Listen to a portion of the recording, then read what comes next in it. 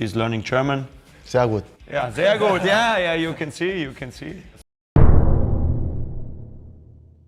분데스리가 우승은 멀어진 지 오래지만 요즘 뮌헨은 한 치 앞을 내다보기 어렵다는 말이 딱일 정도로 급속도로 여론이 오락가락하는 중입니다. 일단 프랑크푸르트와의 경기에서 뮌헨이 2대1로 승리한 후 당장 투엘을 끌어내리려던 팬들이 태세를 전환했습니다.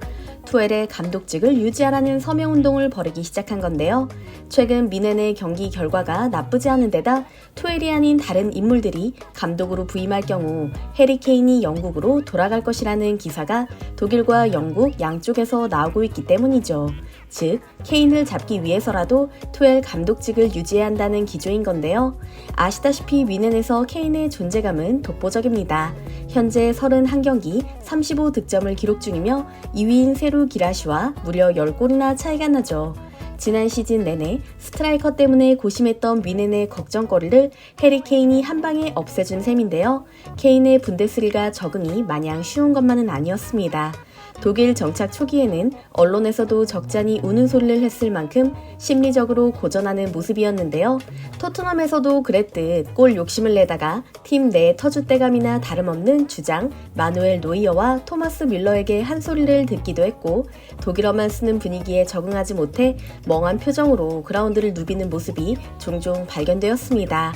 투엘 감독이 중간에서 케인에게 힘을 실어주려 애썼지만 선수들 간 알력 싸움은 그도 어찌할 수 없었죠. 오히려 팀 내 갈등만 고조시킬 뿐이었는데요. 도저히 안 되겠다 싶었는지 절친 에릭 다이어를 데려온 케인. 이를 두고 케인이 영국에서 애착 인형을 데려왔다는 우스갯소리마저 나왔으나 그 전략은 의외로 성공을 거뒀습니다. 투엘 감독의 전폭적인 지지를 등에 업은 케인은 다이어를 데려온 후 뮌헨 내에서 세력을 만들기 시작했고, 뮌헨은 유일한 스트라이커인 케인을 달래기 위해 다이어에게도 힘을 실어주기 시작했죠. 그러나 다이어와 절친인 만큼 그의 실력을 누구보다 잘 아는 케인은 프랑크푸르트 전 이후 언론 인터뷰에서 의외의 발언을 하기 시작했습니다. 절친 다이어가 아닌 김민재를 칭찬하기 시작한 건데요. 이게 어찌된 일인지 지금부터 살펴보겠습니다. 뮌헨의 초반 기세는 더없이 좋았습니다. 전반 9분 라이머가 공을 몰며 박스 안으로 나아갔고 케인이 뒤따랐죠. 패스를 받자마자 슈팅을 한 케인. 실수 없이 득점으로 이어졌습니다. 그러나 상대팀인 프랑크푸르트도 만만치 않았습니다. 그로부터 약 15분 뒤 뮌헨의 수비진을 무참히 흔들어 놓았고 1대1 동점골을 기록해버린 건데요. 저돌적인 상대팀 공격에 속수무책이 돼버린 다이어. 그리고 다이어의 수비 지시에 따라 이쪽 저쪽으로 열심히 뛰던 더리우트마저 무릎에 통증을 호소하며 쓰러져버린 것이죠. 이런 상황에서 투엘은 마지막 남은 카드나 다름없는 김민재 선수를 후반전에 내보냅니다. 김민재는 45분간 다이어의 목까지 뛴 것은 물론이고 92%의 패스 성공률과 75%의 공중볼 경합 승률, 리커버리 4회, 클리어링 2회 등을 기록했는데요. 역시 김민재라는 찬사를 할 수밖에 없는 안정적인 수비로 자신의 진가를 증명해 보였죠. 이처럼 수비진이 후방을 든든히 지켜주니 케인도 안정적으로 플레이할 수 있었고 추가골까지 기록하게 된 것입니다. 케인의 멀티골로 2대1로 승리를 확정한 뮌헨. 이 경기 후 진행된 기자회견에서 케인은 오늘 가장 멋진 플레이를 한 선수가 누구인지 묻는 질문에 망설임 없이 김민재라고 답합니다. 김민재 선수의 플레이가 안정적이었던 것은 사실이지만 다소 의아할 수밖에 없는데요. 두 선수 간 접점이 그다지 없는 데다 45분 출전에 불과한 김민재를 케인이 굳이 추켜 세워준 이유는 대체 무엇이었을까요? 토트넘에서 다이어와 동고동락한 케인이 그의 실력을 누구보다 잘 알고 있다는 사실을 떠올려보면 이유를 쉽게 짐작할 수 있습니다. 많은 분들이 아시다시피 사실 다이어는 선수로서는 큰 장점이 없습니다. 스피드나 체력, 볼 경합 등에서 무엇 하나 두드러진 것이 없죠. 다만 프리미어 리그에 비해 분데스리가가 롱패스를 주로 하며 스피드가 느리고 흐름을 길게 가져간다는 점이 다이어에게 긍정적인 부분이라 볼 수 있을 텐데요. 해리 케인은 느린 스피드, 볼 경합이라고 부를 것도 없는 목격자형 수비를 시전하는 다이어의 약점을 보완해줄 수 있는 인물로 김민재를 점찍은 것이죠. 실제로 투엘 감독의 경기 후 인터뷰 내용을 보면 웃을 수밖에 없습니다.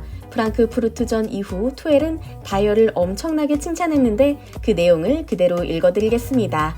다이어는 기대를 뛰어넘었고 자신의 상황을 최대한 활약했다. 다이어는 우리 팀의 퍼즐에서 매우 중요한 조각이었다. 다이어는 우리가 바이에른 뮌헨에 없었던 큰 소리로 팀을 조직하는 능력이 있기 때문이다. 그것은 우리에게 많은 안정감을 가져다 줬다. 다이어는 자신과 함께 뛰는 선수에게 많은 것을 준다. 우리는 다이어와 함께 매우 행복했다.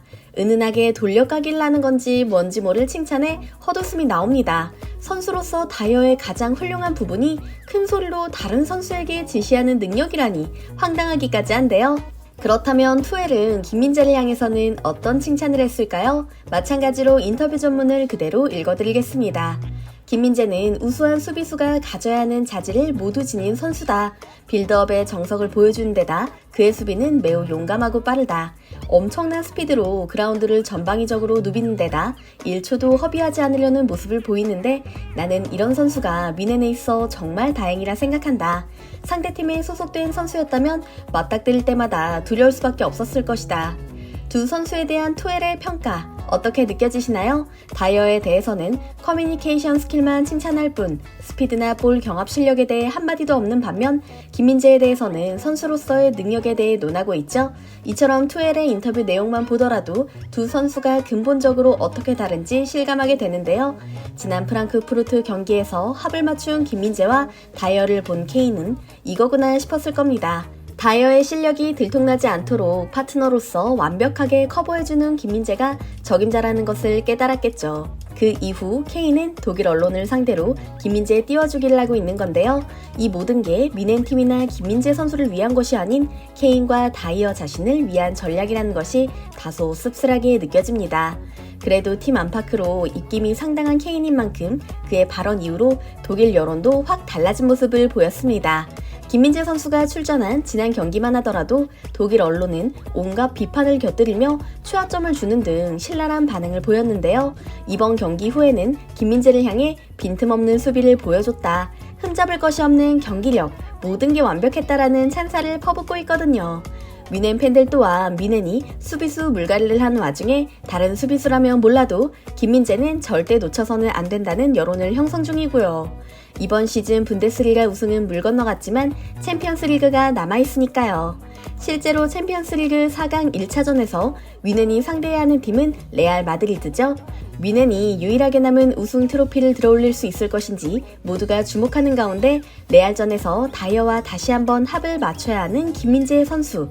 그의 활약은 지금부터 시작일 거라는 생각이 듭니다. 오늘 이야기도 흥미로우셨다면 좋아요와 구독 부탁드릴게요. 항상 함께 해주시는 구독자, 시청자 여러분 감사합니다.